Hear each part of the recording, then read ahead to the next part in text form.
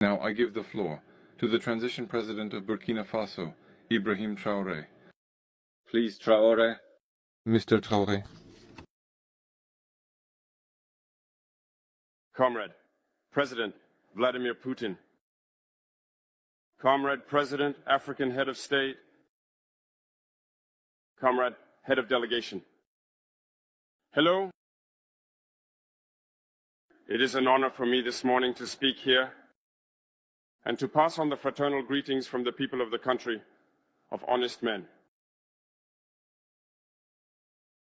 This is also the place for me. First of all, I want to give thanks to God Almighty, who has allowed us to gather here this morning in good health to talk about the future and the well-being of our peoples. I want to apologize to the elders I might offend with my upcoming words. African identity demands the rights of birth. I must apologize. Comrades, I have a few questions from my generation. No one is a question we ask, but we have no answers. And it turns out that here we can air our dirty laundry because we feel like family.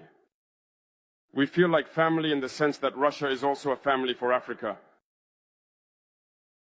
It's a family because we share the same history.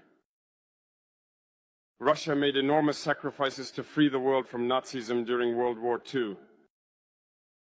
The African peoples, our grandfathers, were also forcibly deported to help Europe get rid of Nazism. We share the same history in the sense that we are the forgotten peoples of the world. Whether in history books, documentaries, or films, we tend to overlook the significant role that Russia and Africa played. Right now, we are here to talk about the future of our peoples, of what will happen tomorrow, of this free world we aspire to, a world without interference in our internal affairs. We have the same perspectives, and I hope this summit will be an opportunity. So, to be able to build very good relationships for a better future for our peoples. The questions that my generation is asking are the following. If I can sum it up, it's not understanding how Africa, with so many riches beneath our soil, with a generous nature, of water, with abundant sunshine, Africa is today the poorest continent. Africa is a hungry continent. And how is it that our heads of state are traveling the world begging? Here are some questions we are asking ourselves and for which we still have no answers.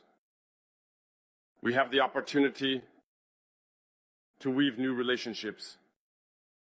And I hope that these relationships can be the best to provide a better future for our people. My generation also asked me to say that because of this poverty, they are forced to cross the ocean to try to reach Europe. They are dying in the ocean. But soon, they won't go across because they will come in front of our palaces to seek their daily bread. As for Burkina Faso, today we have been facing for more than 8 years, in the form of protest, the most barbaric, the most violent form of neocolonialism, of imperialism. Slavery still seeks to impose itself on us. Our ancestors taught us one thing well. The slave who is unable to take on their revolt does not deserve anyone to pity their fate. We do not seek pity for our fate. We do not ask anyone to pity our fate. The Burkinabe people have decided to fight against the hypocrisy that hinders their development.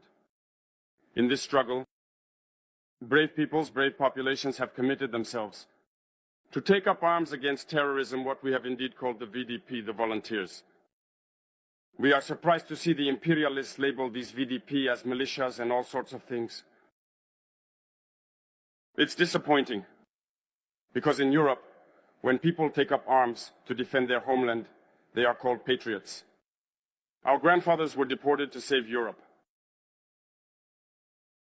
It was not with their consent, against their will. Well, upon their return, we remember well that in Tiaroy, when they wanted to claim their basic rights, they were massacred. It doesn't matter then. When we, the people, decide to defend ourselves, we are labeled as militias. But that's not the problem.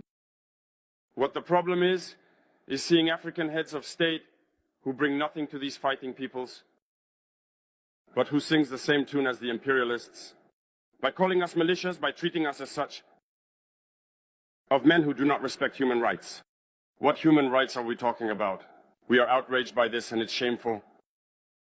We, as African heads of state, need to stop behaving like puppets that dance every time the imperialists pull the strings. Yesterday, President Vladimir Putin announced the shipment of grains to Africa. We are very happy. We thank him for that. But also, it's a message sent to our African heads of state. Because at the next forum, we won't have to come here without having ensured, for those who are not familiar with the war, the food self-sufficiency of our peoples, we need to learn from the experiences of those who have already achieved this in Africa, to build good relationships here, and to forge better ties with the Russian Federation in order to meet the needs of our populations. I won't take too long. The time is limited and very short. We are forced to stop at some point, but I would like to conclude by saying that we must pay tribute to our peoples who are fighting. Glory to our peoples, dignity to our peoples, victory to our peoples. The homeland or death will conquer us. Thank you, comrades.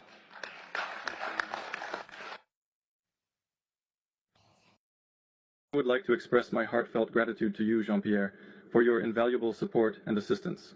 Your help has been truly appreciated, and I am sincerely thankful for everything you have done. I would like to draw your attention to the issue of Russia regarding Nazism. The issue of Russia regarding Nazism.